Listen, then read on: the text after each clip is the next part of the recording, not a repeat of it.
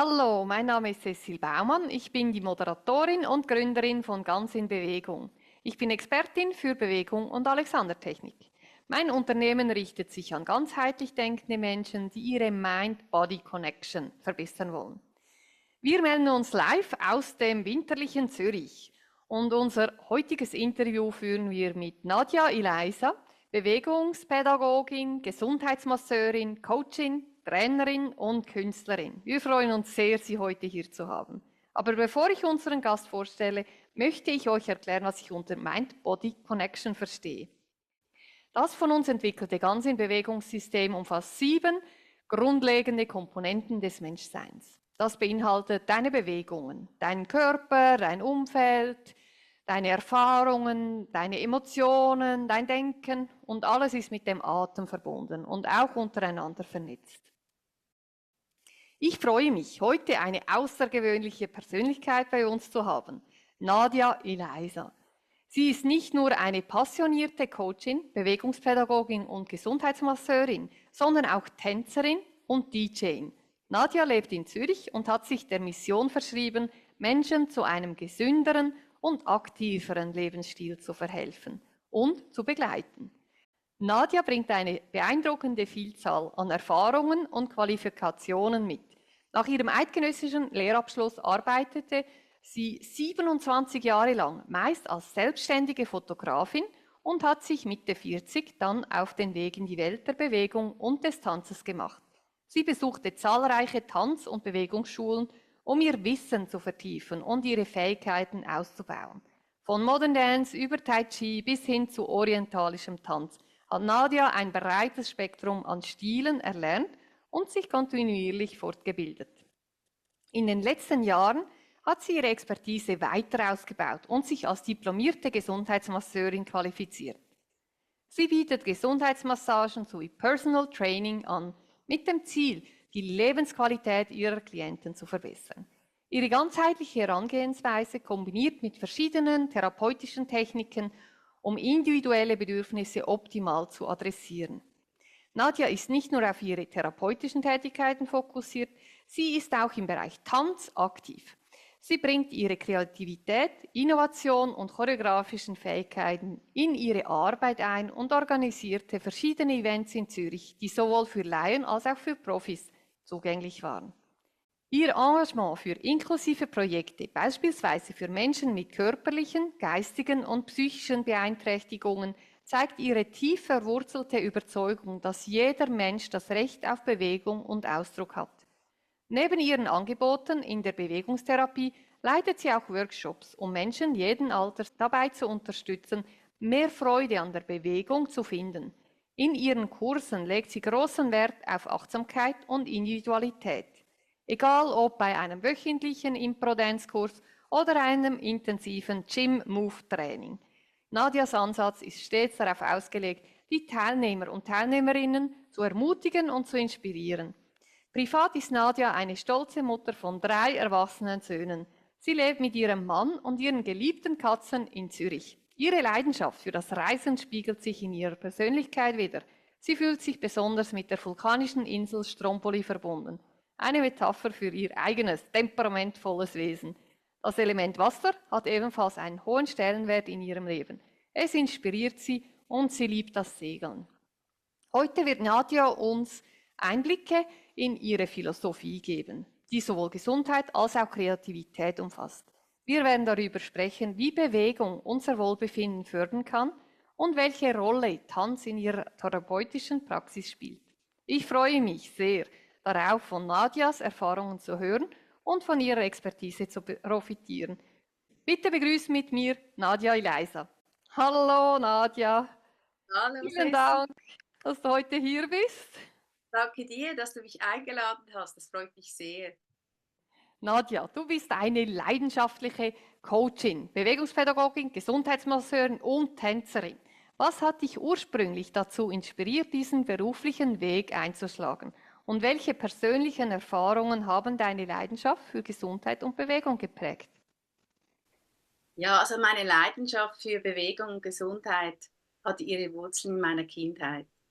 Schon früh hatte ich gesundheitliche Herausforderungen, die mich oft ausbremsten. In der Pubertät hatte ich dann intensiv mit Sport begonnen, insbesondere Kampfsport. Und ich war erstaunt, wie stabiler und gesünder ich dadurch wurde. Bewegung für mich ist zu einem Schlüssel, um meine Gesundheit und mein Wohlbefinden zu stärken. Ja, und dann später, als ich meine Kinder bekam, habe ich weniger Sport betrieben. Ich war natürlich als Mama auch immer in Bewegung, aber doch der Sport hat mir gefehlt und es kehrten auch wieder viele Beschwerden zurück, die ich früher hatte, vor allem auch Erschöpfung. Und zusätzlich hatte ich die Probleme bekommen. Diese Phase zeigte mir, wie wichtig es ist, den Körper nicht nur zu bewegen, sondern auch zu verstehen. Das war der Moment, in dem ich beschloss, tiefer in die Bewegungspädagogik einzutauchen, um mich mehr mit dem zu befassen, ja, um mir zu helfen oder vielleicht auch anderen zu helfen. Das kam natürlich viel später. Ja, du hast mir vieles aufgezählt, das stimmt. Ich bin sehr vielseitig orientiert, also auch Tanz, nicht nur der Sport ist eine große Leidenschaft gewesen, eben auch Tanz. Und ich hatte viele Tanzkurse besucht, seit jung. Und mit der Zeit habe ich dann auch die Freude vermitteln wollen und habe Tanzkurse angeboten. Der Tanz ist für mich so eine Ausdrucksform, Lehren, sondern auch Menschen mit körperlichen Beschwerden durch Bewegung zu begleiten. Und diese Entwicklung führte mich schließlich zu meinem ursprünglichen Beruf als Fotografin, der körperlich sehr fordernd war, der wirklich hinter mir zu lassen und mich auf diesen neuen Weg zu begehen. Also der Übergang zu einem Beruf, in dem ich Menschen ganzheitlich unterstützen kann, sei es durch Gesundheitsmassagen, die dann später noch kam, diese Ausbildung, und dann auch mit der Zeit das Coaching in der Bewegungspädagogik, was für mich die Erfüllung einer tiefen Berufung ist. Also zusammengefasst ist eine Mischung aus meinen persönlichen Erfahrungen, der Liebe zur Bewegung und dem Wunsch, anderen Menschen zu helfen, die mich auf diesen Weg gebracht hat. Also es motiviert mich wirklich bis heute, Körper und Geist und Seele in Einklang zu bringen und für mich selbst vor allem, aber auch für die andere, dass ich die begleiten darf. Auf deiner Webseite beschreibst du eine Vielzahl von Angeboten, darunter eben die Gesundheitsmassagen, Personal Training und Tanzworkshops. Wie schaffst du es, all diese verschiedenen Disziplinen miteinander zu verbinden? Und was siehst du als den größten Vorteil dieser Vielseitigkeit für deine Klienten? Also für mich ergänzen sich diese Disziplinen perfekt, weil sie alle einen ganzheitlichen Ansatz verfolgen. Jeder Mensch ist individuell und ich betrachte immer Körper, Geist und Seele als Einheit. Bei Gesundheitsmassagen helfen dabei, die Verspannung zu lösen und auch auf der physischen Ebene zu entspannen. Beim Personal Training bietet die Möglichkeit, gezielt an individuelle Bedürfnisse zu arbeiten, sei es eben Kraftaufbau, Mobilität oder Schmerzreduktion. Und bei meiner Vorliebe im Tanz, also vor allem bei den Tanzkursen oder Workshops, das bringt eine kreative und emotionale Komponente ins Spiel. Also sie fördert den Ausdruck, die Lebensfreude und die Verbindung zum eigenen Körper. Ja, der größte Vorteil dieser Vielseitigkeit ist, dass ich für meinen Klienten individuelle Programme erstellen kann, die genau auf ihre Bedürfnisse abgestimmt sind. Und das macht das so spannend. Also manche kommen mit psychischen Beschwerden, andere suchen mehr innere Balance und möchten ihre Lebensfreude durch Bewegung wieder entdecken. Oder durch die Kombination der Methoden kann ich ihnen auf verschiedenen Ebenen helfen, sei es körperlich, mental oder emotional. Ja, also diese Vielseitigkeit ermöglicht es mir, Menschen ganzheitlich zu begleiten, statt nur auf ein Symptom einzugehen, das für mich der Schlüssel zu nachhaltigem Wohlbefinden ist. Mhm. Du hast erwähnt, dass du verschiedene Massagetechniken anwendest und ich kam auch bereits in den Genuss deines Könnens. Könntest du uns mehr über die Bedeutung der Intuition in deiner Arbeit erzählen? Wie beeinflusst dein Gefühl für den Körper deiner Klienten deine Behandlungsansätze? Also ja, die Intention ist ein wesentlicher Bestandteil meiner Arbeit als Gesundheitsmasseurin. Also jeder Körper ist einzigartig und meine Intuition hilft mir, die subtilen Signale des Körpers zu erkennen. Sei es eine Verspannung, Blockade oder energetische Disbalance. Mhm. Ja, und während der Behandlung achte ich auf die Reaktion des Körpers, auf den Druck, Atmung und Haltung. Diese Sensibilität ermöglicht mir wirklich individuell auf die Bedürfnisse meiner Klienten einzugehen und die richtige Technik zum richtigen Zeitpunkt anzuwenden. Also es erstaunt auch mich immer wieder, wie es einfach, ich komme so wie in einen Fluss und Mhm. ich spüre, welche Stellen besonders Aufmerksamkeit benötigen, teilweise sogar bevor der Kunde kommt und ich gar nicht weiß, was jetzt genau ansteht, bereite ich die Therapie schon vor mit intensiver Ansatz, wo dann erforderlich wird. Und ja, ich bin immer wieder erstaunt, äh, Ja. diese Weise kann also ich kann einfach auf diese Weise die bestmögliche Behandlung bieten, meinen Klienten helfen, ins Gleichgewicht zu kommen. Und vor allem auch eben der Körper braucht Zeit zur Entspannung. Mhm. Wichtig auch danach, die Zeit noch zu nehmen, um dass der Körper wirklich das annehmen kann. Nicht nur während der Behandlung, sondern auch danach geht es ja noch weiter. Das Cooldown nach der Massage ist entscheidend, oder? Damit das, ich meine, zu der Intuition möchte ich auch noch was sagen. Also es ist wirklich, wenn man zu dir kommt, ist es so, ja, man weiß ja zum Teil nicht genau, was man jetzt braucht, aber du spürst es einfach heraus. Man muss gar nicht groß erzählen oder sagen, sondern der Körper spricht mit dir. So habe ich das Gefühl gekriegt, dass man dir einfach seinen Körper überlassen kann und den Geist, sagen wir mal. Und du nimmst diese Schwingung auf und du setzt das dann so um, wie es für mich persönlich wirklich am hilfreichsten ist. Und das finde ich faszinierend. Ich habe es selten bei einer Massage so mich danach so gut gefühlt. Also für mich bist du wirklich die Nummer eins. Das ist wirklich sehr empfehlenswert, deine Massage. Ich liebe das. Ja, also das Dein Cooldown Gespür. der Massage ist einfach wirklich entscheidend, um dem Körper Zeit zu geben, diese Mhm. positiven Effekte zu integrieren. Also Mhm. während der Behandlung werden Verspannungen gelöst und das Nervensystem wird ja angeregt. Die Ruhephase danach aktiviert den parasympathischen Teil des Nervensystems, der für die Regeneration und Heilung zuständig ist. Sie, das fördert ja die Erholung, baut den Stress ab und hilft dem Körper, das Gleichgewicht wiederzufinden. Ja, deshalb ist es so entscheidend, das Cool Down als den Heilungsprozess nachhaltig zu unterstützen.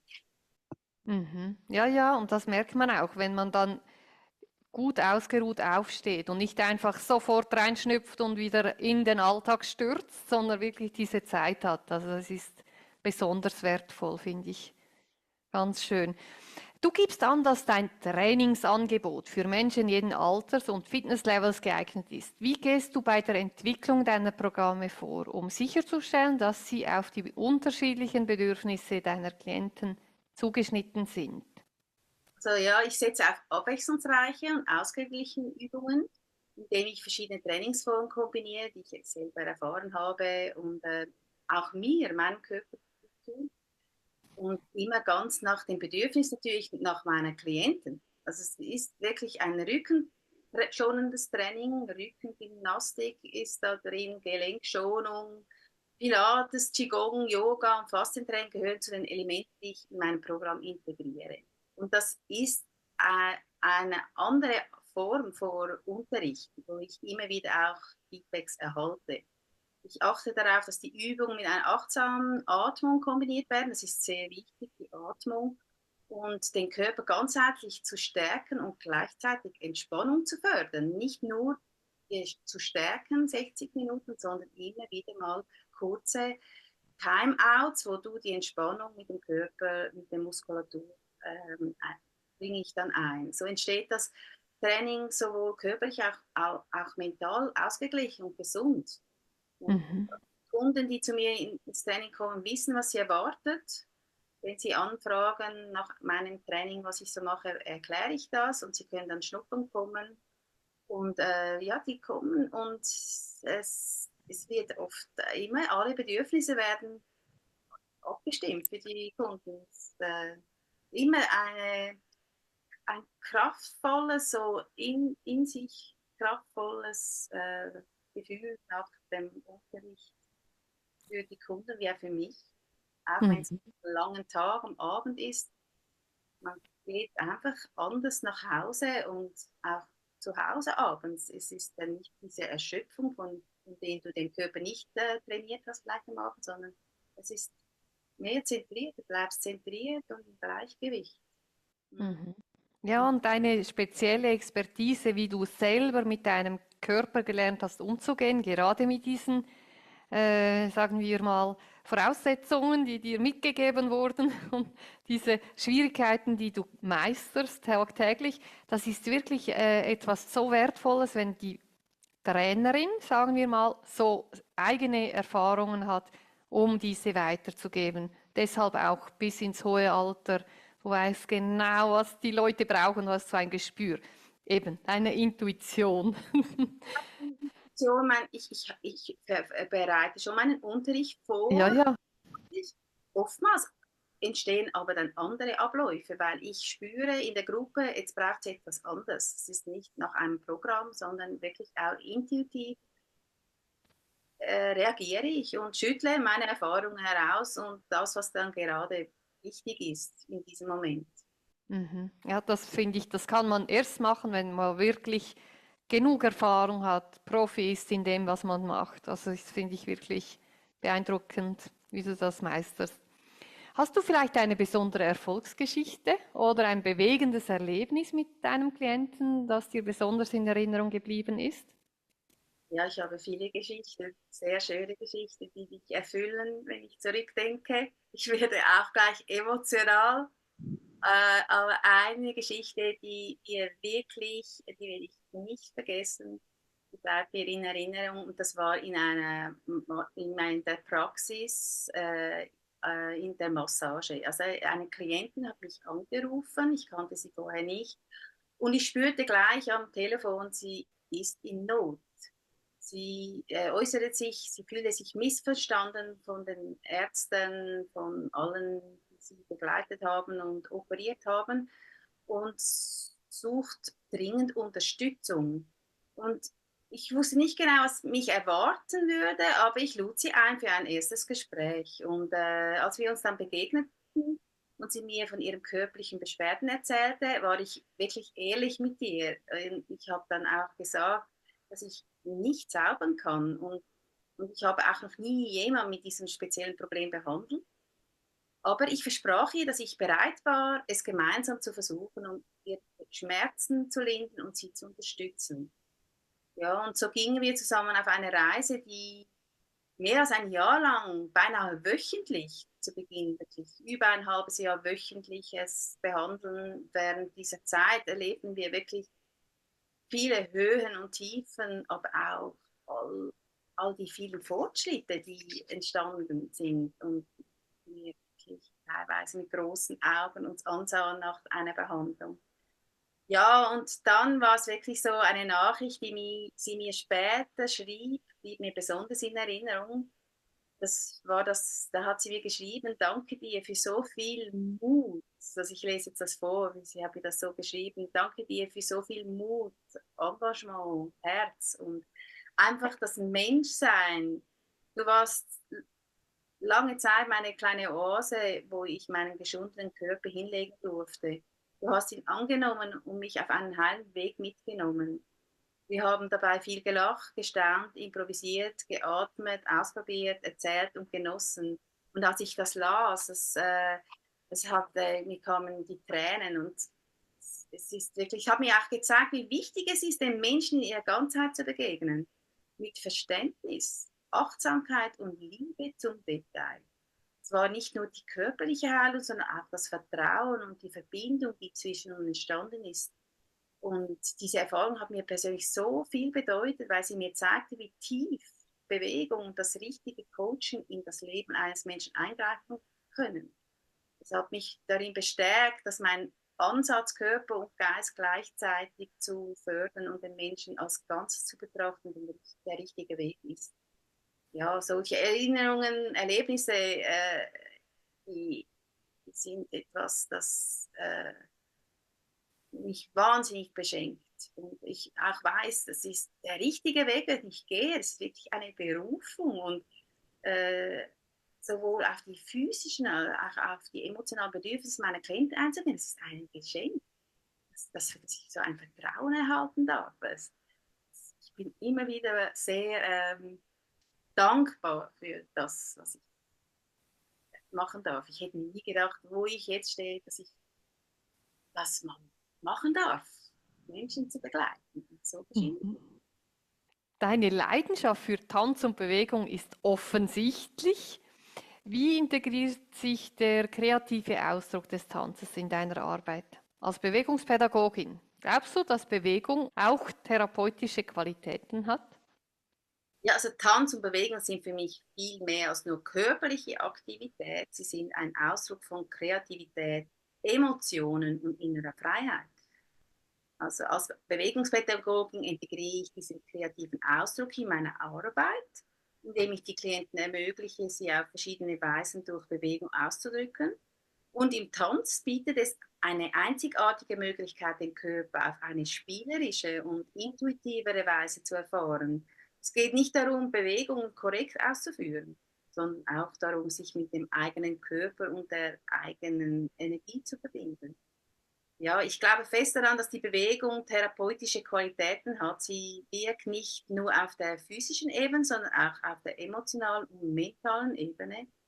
Und wenn Menschen sich durch Bewegung ausdrücken können, dann lösen sie Blockaden, Spannungen können abgebaut werden und auch neue Perspektiven auf ihren eigenen Herausforderungen zu gewinnen. Das habe ich selber auch ja auch immer wieder erfahren. Und das lässt sich so besonders gut im Tanz beobachten, wie jede Bewegung eine Form von Kommunikation ist, eine Art Gefühle, Gedanken zu verarbeiten, die oft schwer in Worte zu fassen ist. Also ja, ich finde, Tanz und Bewegung fördern das Körperbewusstsein, steigert die Selbstwahrnehmung, stärkt das Vertrauen in die eigenen Fähigkeiten auch. Und in meiner Arbeit nutze ich diese Qualitäten, um Menschen zu unterstützen, nicht nur ihre körperliche Gesundheit zu verbessern, sondern auch ihre emotionale und geistige Balance wieder zu finden. Ja, und das ist sehr schön zu beobachten. Du hast eine besondere Verbindung zum Element Wasser sowie zu den Vulkanen auf Stromboli. Wie beeinflussen diese Naturerlebnisse deine Arbeit oder deinen Ansatz zur Gesundheit? Ja, also die Natur hat für mich eine tiefgehende und heilende Wirkung. Und das Element Wasser sowie die Vulkane wie auf Strom, wo ich lange gelebt habe, spielen eine besondere Rolle in meiner Wahrnehmung und in meinem Ansatz zur Gesundheit. Also Wasser symbolisiert für mich Fluss, Reinigung und Erneuerung, aber auch Entspannung. Ich suche immer wieder mal auch das Wasser auf in meiner Freizeit. Und es erinnert mich daran auch, wie wichtig es ist, sich im Leben so frei zu bewegen, alte Blockaden loszulassen und den natürlichen Fluss von Energie und Bewegung zuzulassen. Das ist so schön, auch diesem Element zuzuschauen. Also dieses Element ist für mich ein ständiger Begleiter, sowohl in der Arbeit als auch im täglichen Leben. Und in Stromboli, also Stromboli, der Vulkan oder die Vulkane, die ich immer auf meinen Reisen besuche, wiederum stehen für Stärke, Transformation und Kraft des Neuanfangs. Sie lehren mich, dass Veränderung und Wachstum oft mit intensiven Prozessen verbunden sind. Ja, und die auch manchmal schmerzhaft oder herausfordernd sein können. Doch genau wie ein Vulkan nach einer Eruption neues Leben schafft, so stehen auch aus schwierigen Phasen oft neue Möglichkeiten für Heilung und persönlichen Wachstum. Deshalb bedeuten mir diese beiden Elemente am meisten. Ich habe das Feurige, aber ich habe auch das sanfte Wasser, das mich noch immer vor Mhm. spricht und Action und animiert. Und ich kann auch sehr, sehr still sein. Vor allem in Gruppen, wenn man mich nicht fragt, dann bin ich gerne die Zuhörerin. Ja, oder als DJ bringst du Musik in deine Arbeit ein. Welche Rolle spielt Musik in deinen Trainings- und Therapieeinheiten? Gibt es bestimmte Musikrichtungen oder Stücke, die du bevorzugst? Und da bist du ja eher im Hintergrund. Du führst zwar mit der Musik, aber als DJ bist du eher so vor Ort und die anderen haben Action. Also Beim für Tanz. mich ist die Musik wirklich ein ständiger Begleiter in meinem Leben. Und ich beschäftige mich täglich mit neuen Klängen und Stilen und speichere es in meinen Ordnern ab auf meinem Handy, wenn ich unterwegs bin. Und dadurch habe ich ein großes Repertoire, das ich je nach Bedarf in meinen verschiedenen Bereichen, ob es Massage sind oder Tanzkurs oder Gymnastik oder Tanzevent, habe ich wirklich ein riesen Repertoire entwickelt in den letzten Jahren und ich bevorzuge keine spezielle Musikrichtung, sondern das, was mich anspricht und mir jetzt die Stimme sagt, das gehört in diesen Bereich, so wird es dann weiter abgespeichert und dann vorbereitet für die verschiedenen Unterrichte oder Anlässe, die ich gebe. Also Musik spielt wirklich eine sehr wichtige Rolle in meinen Trainings- und Therapieeinheiten. Sie hat die Kraft, Stimmungen zu beeinflussen, finde ich, die Musik, und Energie zu steigern und den Geist zu beruhigen. Und ja, Musik unterstützt den Rhythmus, den Flow während den Übungen und kann dabei helfen, die Verbindung zwischen Körper und Geist zu vertiefen. Und es ist so interessant auch während den Unterrichten, wie wenn jetzt keine Musik läuft, wie die Teilnehmer anders in der Bewegung sind und vielleicht viel mehr auf die Uhr schauen, als wenn jetzt Musik läuft, die sie anspricht. Und ja, jetzt soll ich sagen, nach Tanz- und Rückenkursen wähle ich oft energetische, rhythmische Musik, das aktiviert und motiviert. Und bei anderen Bereichen, Yoga oder auch in den Massagen, dann eher, dass der Körper in einen Zustand der Entspannung kommen kann und den Heilungsprozess zu unterstützen. Also die Musik ist für mich wirklich das Werkzeug, das die Atmosphäre und das Erlebnis der Kunden verstärkt und ja, es ihnen ermöglicht, sich noch mehr auf ihre eigenen Körperprozesse einzulassen. Es ist wirklich eine wertvolle Unterstützung in meiner Arbeit und hilft, eine tiefere Verbindung zu schaffen. Und für mich gehört das zu meinem Alltag. Ob bei Arbeit oder privat, die Musik begleitet mich immer. Mhm. Eine starke Ressource. Ah, klein, es ist wirklich auch eine Leidenschaft. Ja, Mhm. so vielseitig, das freut mich auch. Viele Menschen haben Schwierigkeiten, gesunde Gewohnheiten in ihren Alltag zu integrieren. Welche einfachen Tipps oder Strategien würdest du empfehlen, um mehr Bewegung und Wohlbefinden in den Alltag zu bringen?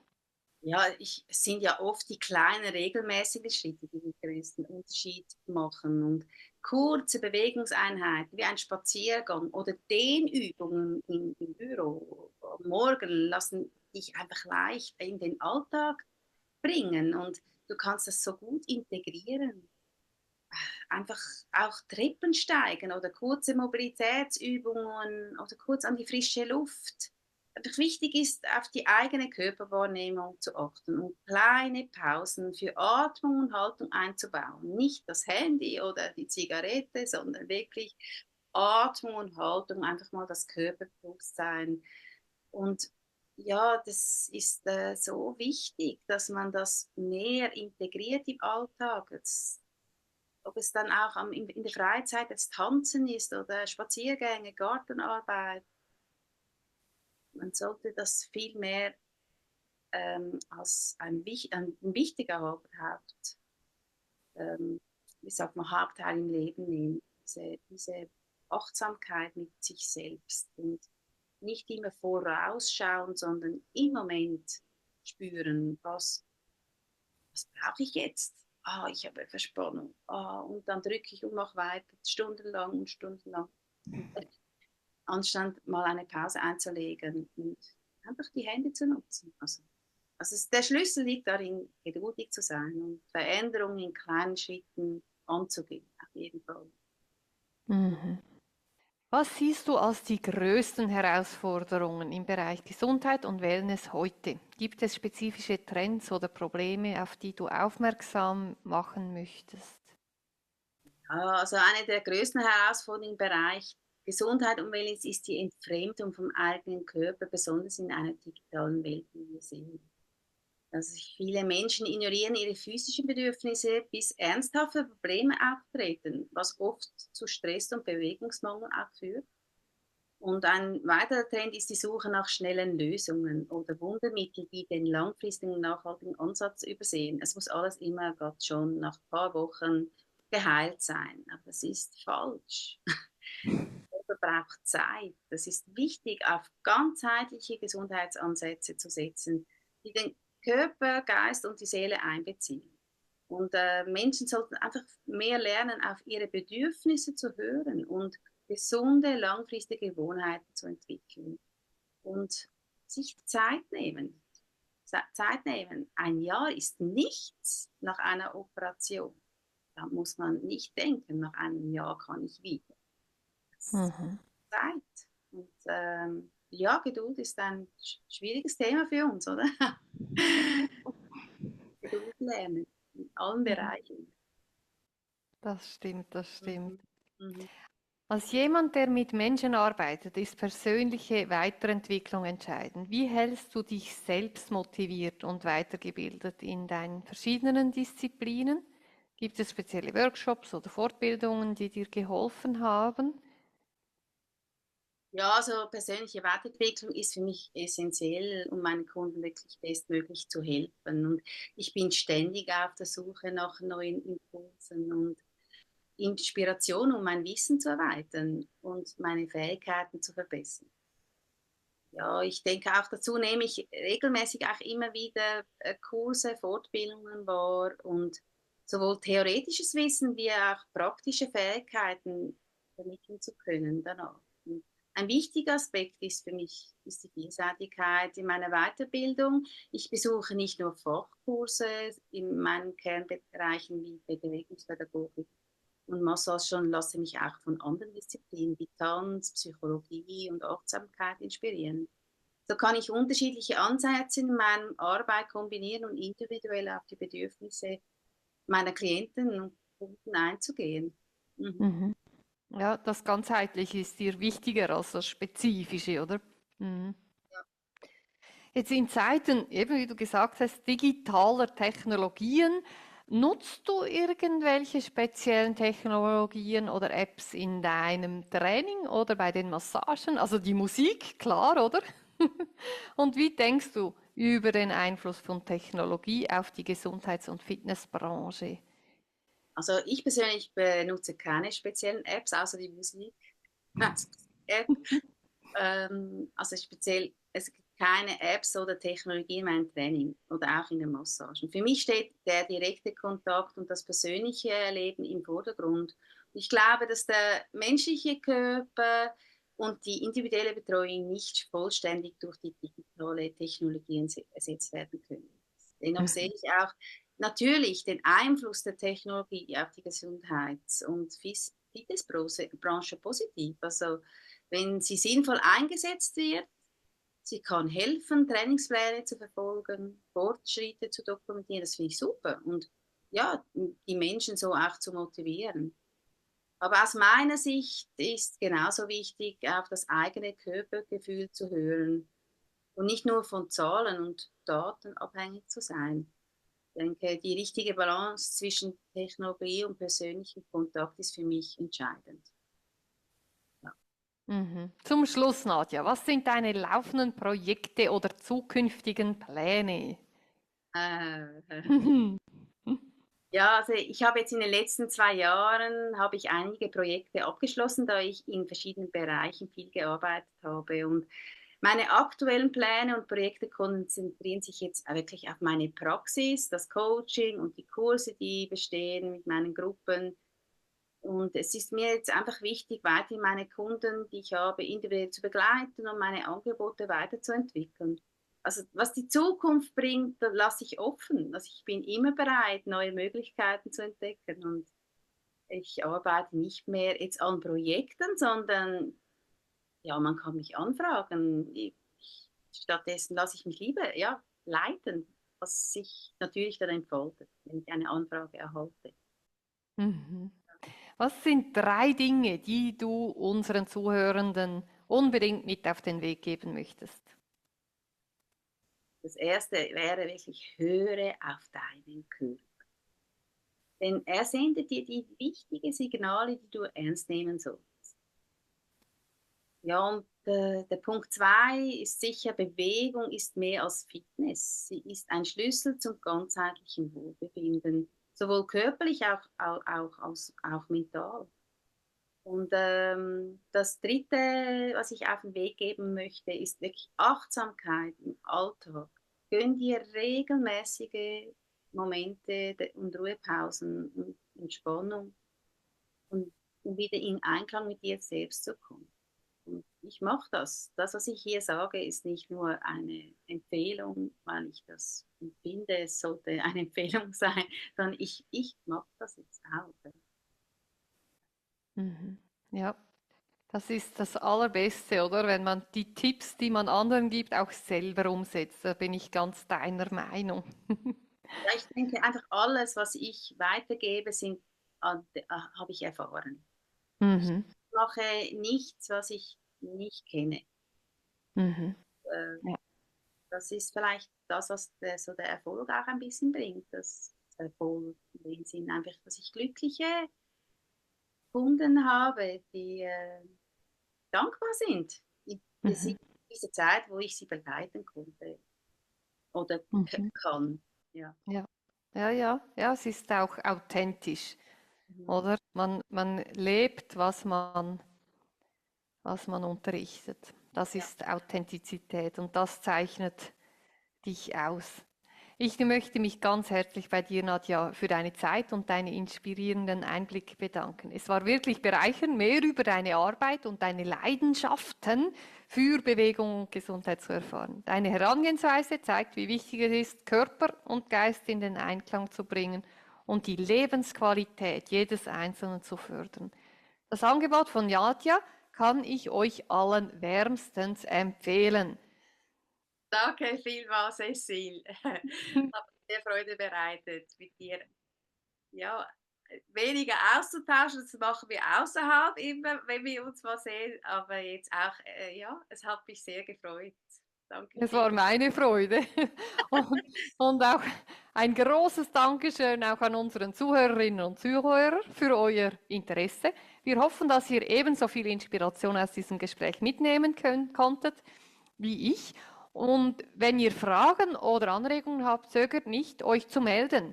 Dieses Interview findet ihr auf unserem YouTube-Kanal und unserer Webseite. Folgt uns für weitere Inhalte auf Instagram oder Facebook. Wir freuen uns über eure Rückmeldungen.